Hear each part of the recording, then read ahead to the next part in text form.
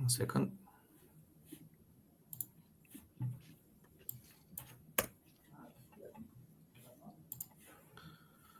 Well, I don't know what happened to the sequence, but it doesn't matter. We'll edit later when we edit it. Let's go to the questions, okay? Sure thing.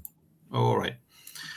Can you tell me what investment budget does INOVO VC currently have for Romanian tech startups, and which types of funding rounds are you focusing on here in the country? As INOVO, we have a real firepower because right now we have 107 million euros fund. This is our third fund. So across all of our three funds, we have over 160 million euros invested. And Romania is one of our markets we are looking for. We don't have any buckets specifically for any countries because we invest in people in the entire region, all over the world. So, for example, because we invest locally, but in diaspora as well. So Romanians in Romania, Romanians in the US. That's still our sweet spot.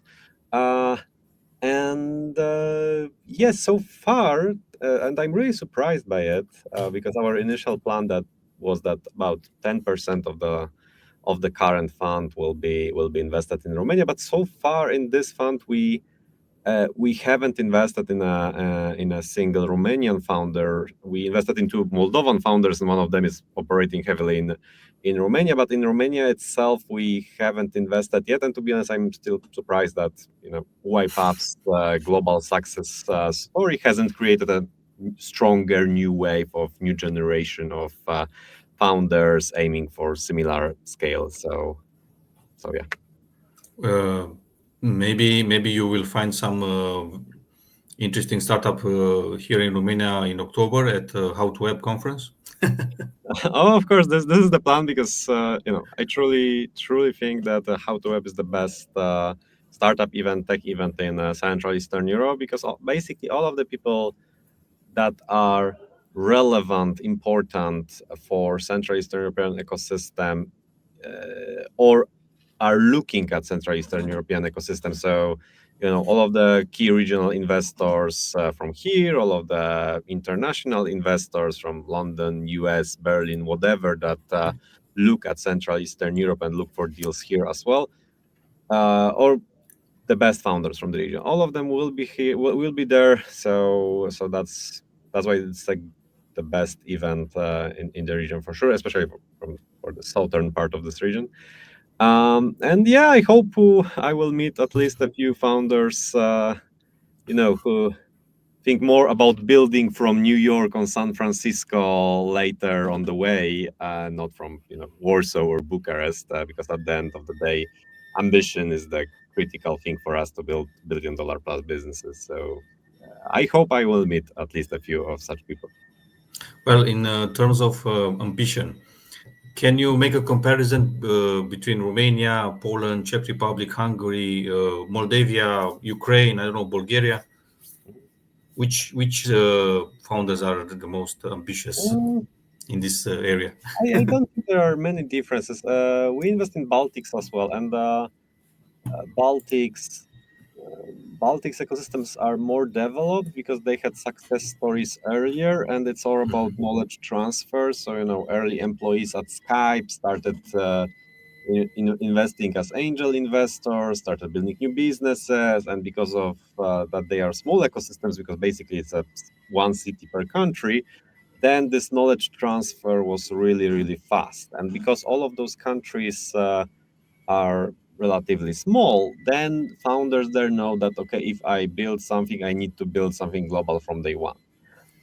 So I would say Baltics ecosystems, founders from Baltics, they have a bit different reasoning at this moment and experience and best practices about startup market. And many other markets in Central Eastern Europe, they founders from those countries, they often fall into the same trap. So starting locally, hoping that, okay, I will test this, I don't know, Poland, Romania for a year or two, and then I will expand globally to bigger market, to the US or whatever. Yeah. And that's the trap. That's the trap.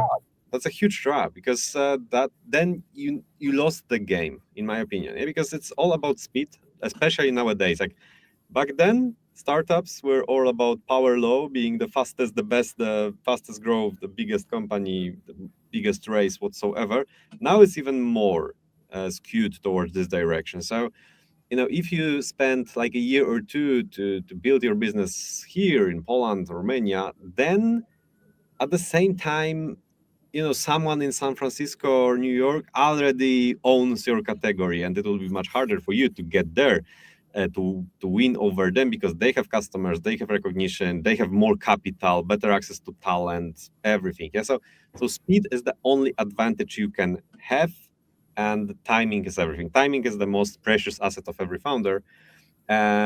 So I truly encourage all of the founders from our region to think globally. We quite often encourage them and try to convince them that, okay, we invest right now, but then after our investment, you should spend like big part of your time in the US, or even move to the US, depending on the industry you play in.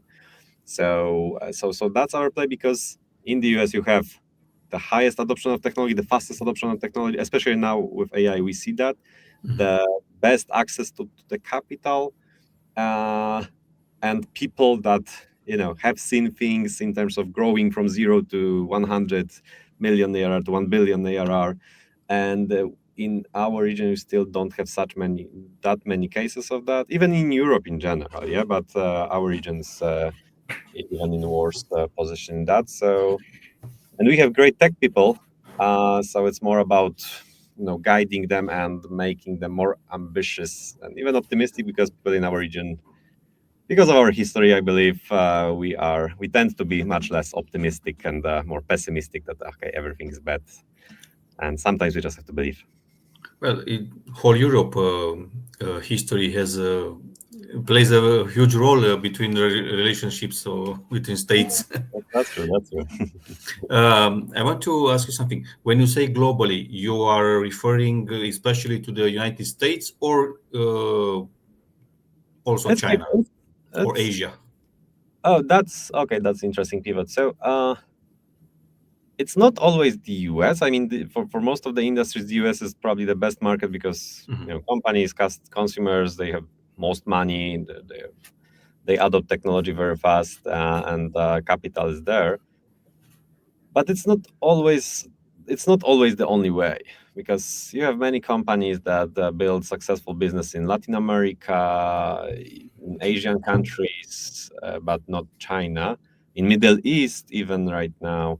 So it's more about finding a market that is scalable, because in Europe you think, okay, it's Europe, but basically it's not Europe. It's like multiple fragmented markets with different cultures, different regulations. It's not a single market. Yeah.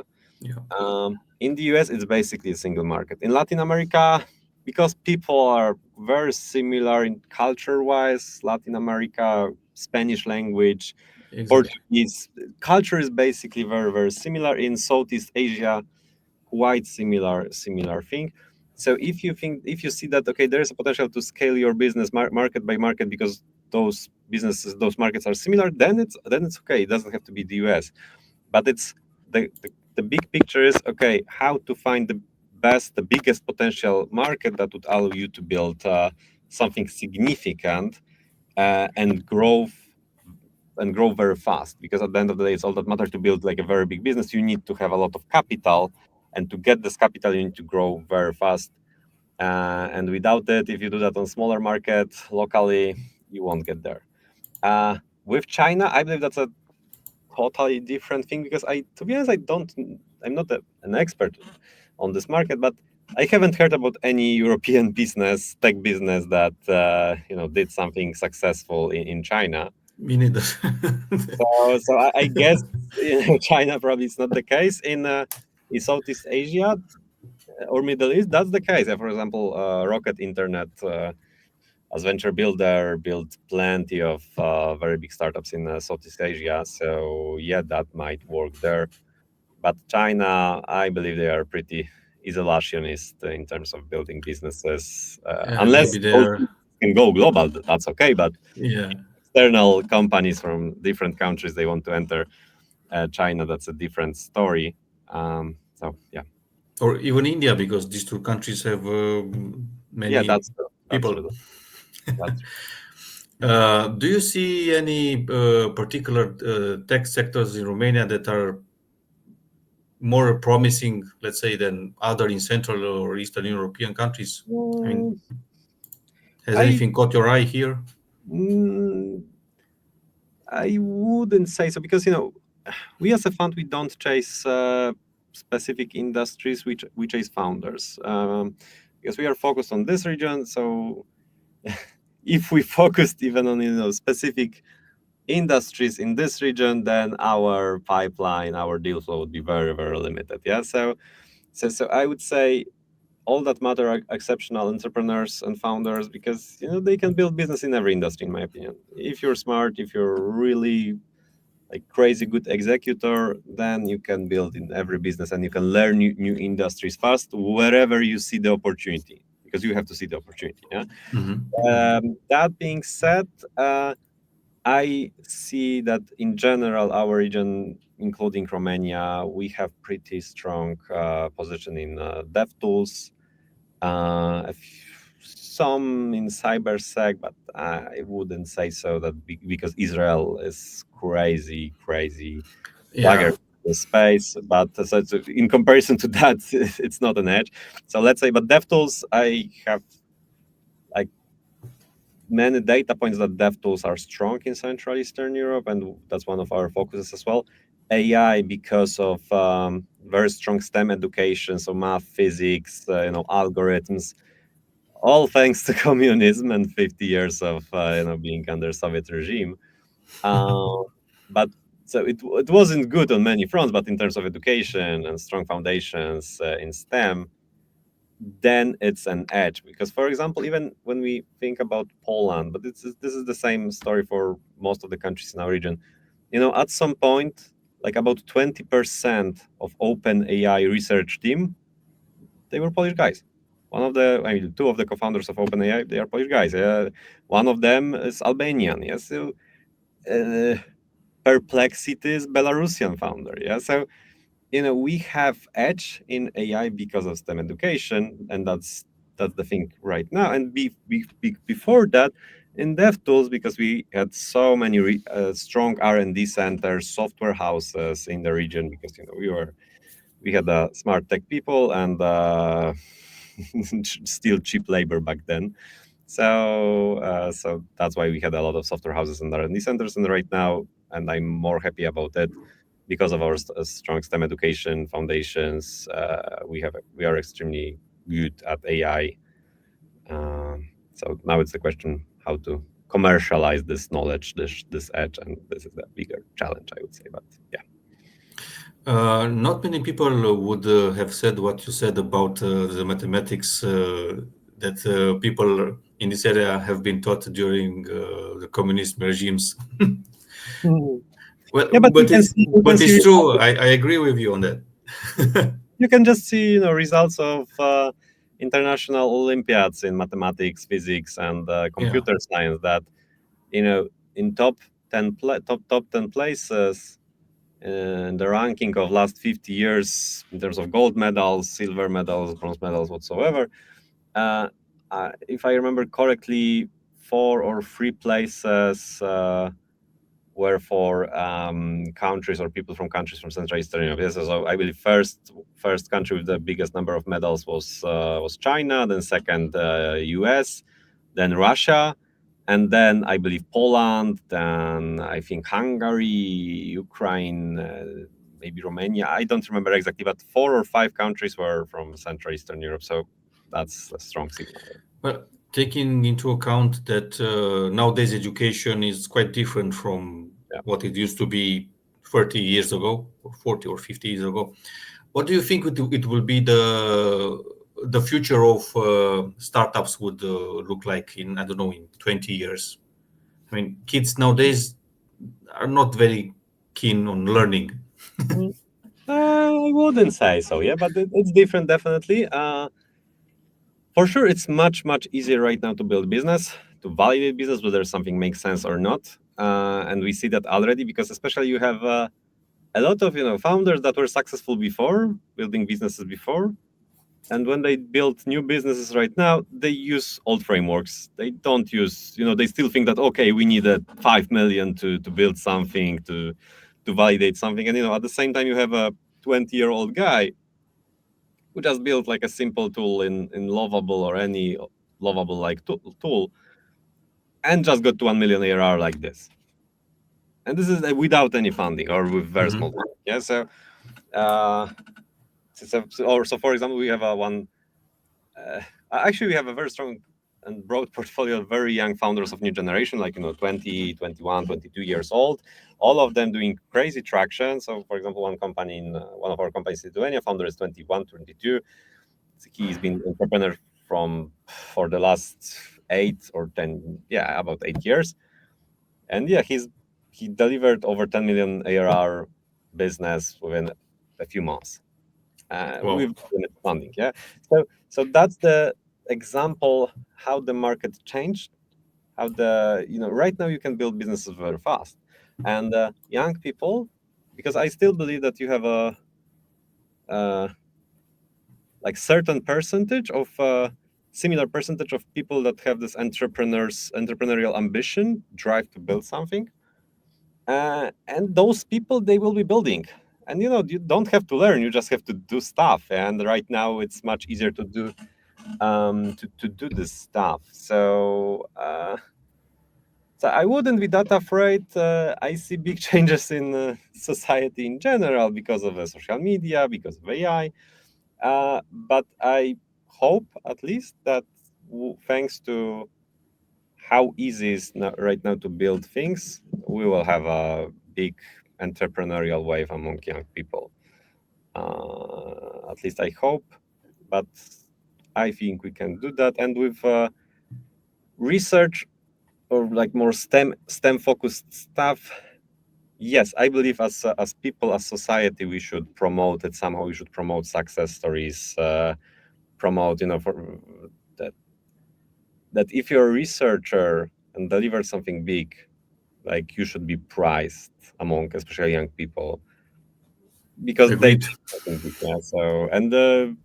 don't do it, unfortunately, but we should, and I don't know why. We definitely should. That's another topic. I'll jump to last question. Karol, what are your expectations for How to a conference in the beginning of October in Bucharest? As I mentioned, I think this is the best event. My goal is to just catch up with all of the friends from the ecosystem, from Central Eastern Europe or from London, Berlin, from Europe and the US. And of course, I hope to meet a few founders with global ambition, with a plan to build soon from New York or San Francisco, with a goal to build something that can be like $1 billion+ business within a few years. This is the goal I have.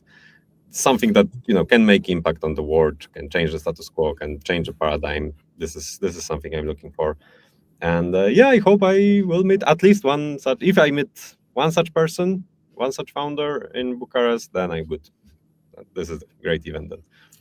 Well, good luck, and thank you very much for being here today with me, and hope to see you in October in Bucharest. Thank you. See you in October. Ciao. See you. Bye-bye. Bye-bye.